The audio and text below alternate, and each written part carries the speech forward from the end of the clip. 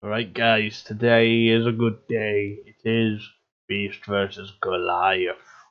Marvel versus Gargoyles. Obviously I know more about Beast. The Gargoyles or Goliath, whatever. No idea, so I guess all we have to do is just watch and listen and see what I come to a decision for. But for now I am going with Beast because that's who I know more about. So let's go! Death Battle. Some of the greatest heroes of all are shunned by the very people they continue to protect. Basically the worst deal ever. Like Beast, the blue genius of the X-Men. And Goliath, the gargoyle who gives new meaning to the phrase tough as stone. He's Wiz and I'm Boomstick. And it's our job to analyze their weapons, armor, and skills to find out who would win a death battle. Here we go, who is it first? Mutation, the key to evolution. The process is slow, normally taking thousands of years. But every few hundred millennia, evolution leaps forward. If that means we're all eventually gonna transform into blue hairy monkey men, count me out. Feared by most normal people, mutants generally begin to show signs of their uniqueness around puberty.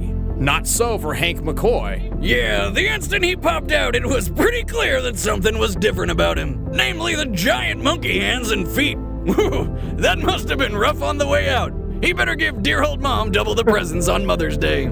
Though Hank successfully hid his mutation from the world throughout his adolescent life, he was eventually discovered and shunned.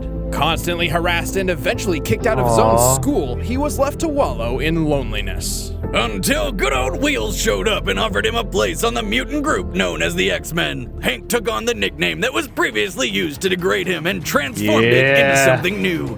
His code name, the Beast. Here we go.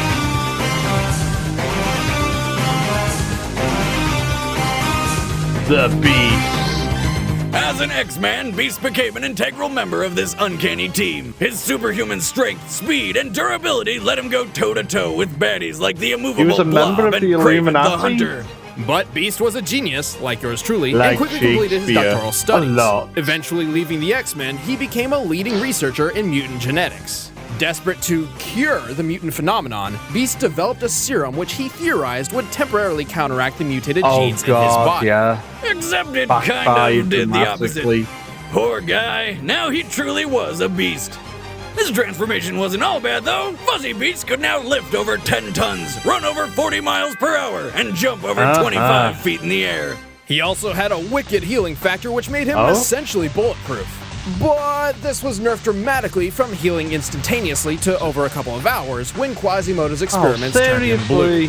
For a scientific genius, he never did quite figure out how to turn back to his old self. I mean, he's been able to turn into a Catman, a Horseman, Blue Kelsey Grammer, and even Sasquatch. Somehow, he always ends up as his classic Blue Ape self. Now unable to hide in plain sight, Beast had little choice but to return to the X-Men as a teacher and a leader. As my research makes evident, it is possible to enhance the intelligence of mollusca cephalopoda, such as the squid, to the same level as that of the average human. Even a little above average. I'm afraid I must leave early, so I'll hand you over to my new teaching assistant, Mr. Cephalopod. Oh, I don't want. Hold on, everyone. Now, where were we? I asked the neurological aspects of cognitive intelligence. Were there any questions? Beast isn't just a genius, he's also a ridiculously strong fighter. He has survived hits from the Juggernaut, smashed open a tank with his bare fists, hit the ground with a punch so hard he created an earth-shattering shockwave, and lifted a solid gold oak tree. A cubic foot of gold weighs approximately 1 ton. Comparing the diameter of the tree to Hank's height, it's reasonable to believe that this golden tree weighs at least 60 tons. Or a shit ton, to be precise. Despite his athletic skill and enormous strength, Beast is a pacifist, preferring diplomacy over fisticuffs. He is rarely eager to enter a fight. In combat, he usually relies on his teammates to throw punches while he holds back to come up with game-winning strategies using his brilliant mind. Like the time he figured out how to use Juggernaut's own bulk against him. As Archimedes said when he discovered the principle of displacement, Eureka! But when he gets angry, he'll enter a rage which makes him so uncontrollably fierce, he's a danger even to his closest friends, literally unleashing the beast within. Beast's monstrous appearance remained a permanent part of his life. He was never truly accepted by society, and even had to leave the woman he loved for fear she would become a target of mutant haters. But if he could have his way, he would spend his days hanging from the ceiling with a nice cup of tea, reading Shakespeare. But we don't always get what we want, so he'll have to settle for kicking ass. With faint heart, averted feet, and many a tear, in our opposite path to persevere. A minor poet for a minor obstacle.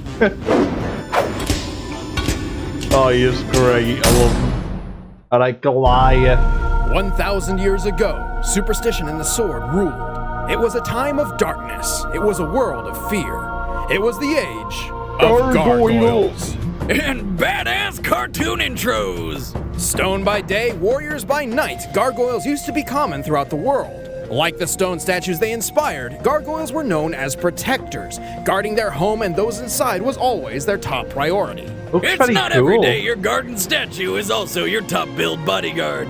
Otherwise, I'd have a shitload more lawn gnomes. In the year 994 AD, a clan of gargoyles formed a symbiotic relationship with the humans of a Scottish castle.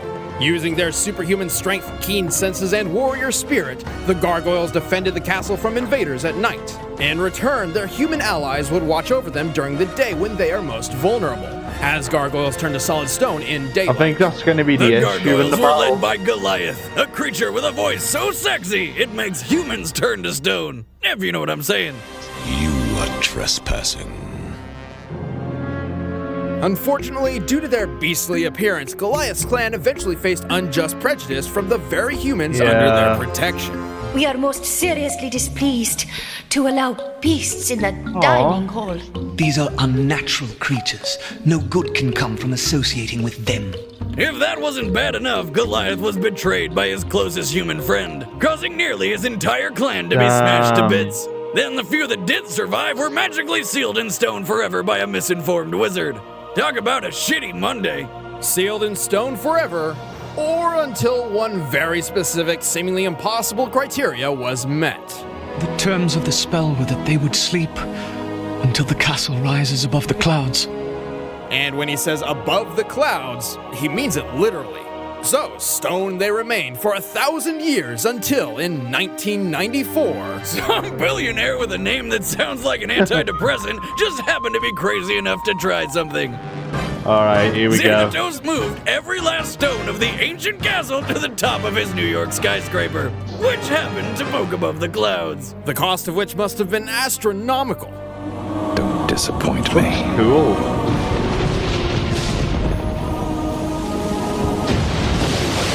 Here we go. Let's see what he can do. We're going to hear all about him.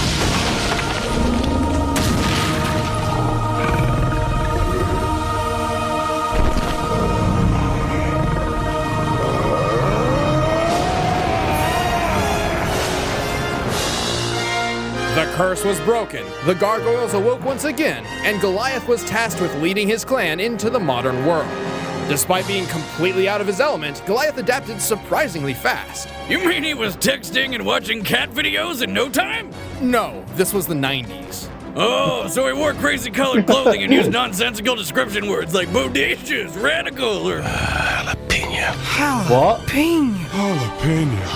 Jalapeno. Jalapeno? Jalapeno.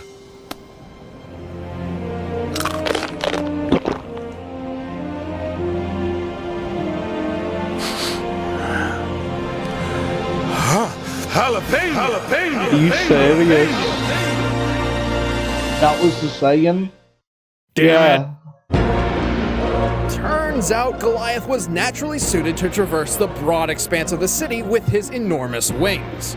Though to be clear, Goliath insists that he can't fly, only glide on the wind. Which I insist is bullshit. What else would you call what's happening right here other than friggin' flying? Regardless of wind direction and speed, it seems Goliath has no trouble gliding wherever he wants to go. He only has issue taking off from the ground, requiring an elevated point to start from.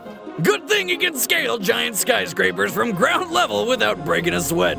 Goliath is strong enough to lift a car, create a small earthquake, and tear through steel with his bare claws like it was wet paper. He's fast enough to keep pace with foes who use rocket-powered flight, and he's tough enough to survive a fall over 100 feet. He was even able to keep gliding after being shot by a Nazi plane's machine gun while fighting in World War II. He traveled through time. It was weird. Goliath may look like a brutal monster, and he certainly can be when he goes into a rage. However, he's actually rather clever and wise. He was able to outsmart Oberon, who is practically an all-powerful magical god. And when Goliath's not leading his clan into battle or struggling to have a relationship with a human detective, boundaries! He's usually holed up in his castle's library, reading. Wise and powerful, Goliath is a true force of nature. For 12 hours of the day. Right, the other 12, he's a motionless stone statue, making him a pretty easy target. Even when he's awake, Goliath often puts himself in danger for the sake of others, regardless of the risk. Hey, he's managed to survive for over 1,000 years, and believe me when I say, you do not want to be on this gargoyle's bad side. My name is Goliath, and I belong to no one. Stop whining. A gargoyle doesn't whine. He roars! God damn. All right, the combatants are set. Let's end this debate once and for all. Both it's time for a death battle! Something with that. I'm gonna go for Goliath. If Beast wins, I'll be happy either way. So let's go. Here we go. Let's go at night time.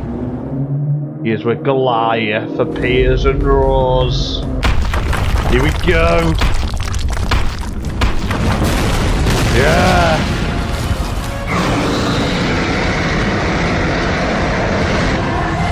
Oh boy.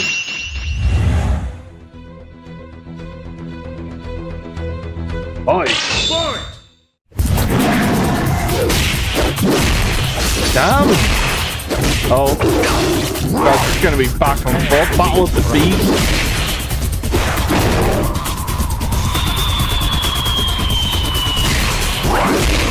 Jesus! Beast is absolutely throwing damage. Oh boy.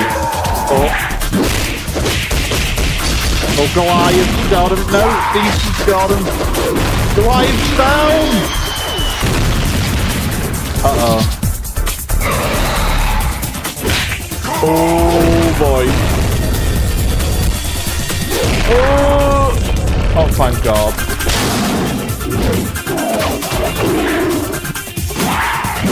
Damn. Uh-oh. Ooh. Jesus, Goliath got him. Oh, God. Oh. Oh, my.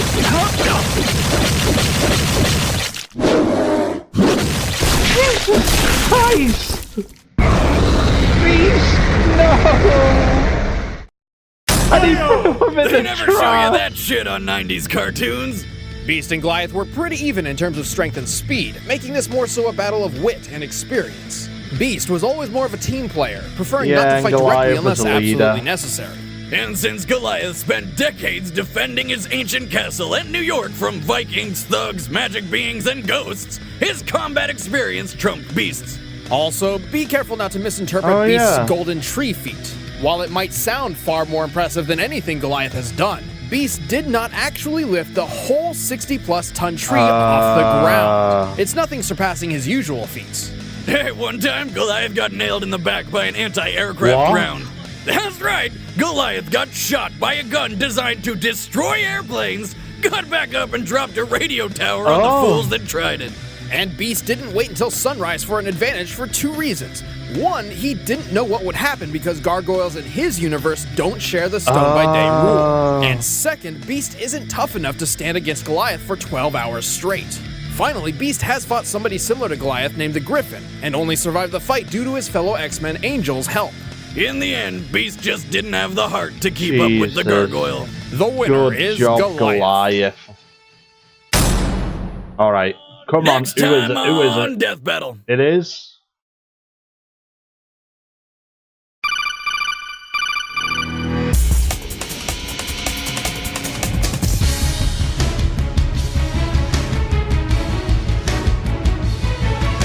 Solid Snake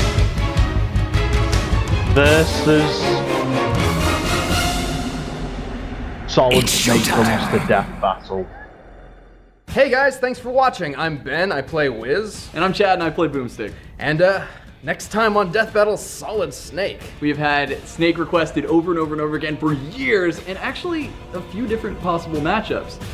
But if you guys want to see who he's fighting, make sure you go follow us on our social media. That's at ScrewAttack on Twitter or Facebook.com/officialSA, because we'll be announcing his combatant very soon. But in the meantime, be sure to check out the latest Game Over Thinker and the latest Desk of Death Battle, which is all about how Tony Stark's brain tumor once saved the world. It's absolutely ridiculous. You need to go watch it. Thank you guys so much for watching Death Battle. We hope you enjoyed the episode. If you did, make sure you click like, subscribe, and tell your friends about it. And we'll see you guys next time. Later. Well, that's interesting. So, unfortunately, Beast come up short and Goliath won. So much for David versus Goliath. It turned out the victory was the opposite way round. But yeah, that was so cool. And next time we've got Solid Snake versus whom? But that'll be for another time. So if you did enjoy, make sure to subscribe to Death Battle and like the video if you enjoyed. With that all being said and done, yeah, bye-bye for now.